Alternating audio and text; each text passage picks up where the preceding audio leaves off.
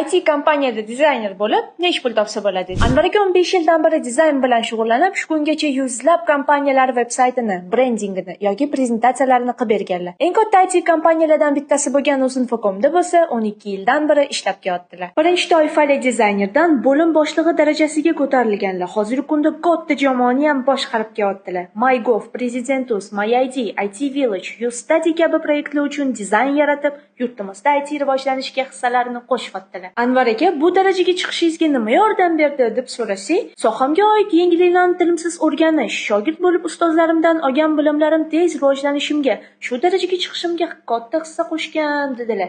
Qaniydi bizani ham paytda dizaynni o'rganishga hozirgi kunday sharoitlar bo'lganda edi, shu yo'limni 3-4 baravar tezroq bosib o'tarmidim deb qo'shimcha qilib qo'ydilar. O'zi shunaqa sizdagi grafik yoki motion dizayneri 1 yil tajribasi bo'lsa, nech pul topishi mumkin deb so'raganimizda, agar YouStudy'da o'qib Uzinfocomga shogirdlikka tushsa, o'zimiz o'rgatib, stajirovka qildirib, shunaqa katta kompaniyaga ishga joylashishga ham yordam berishimiz mumkin.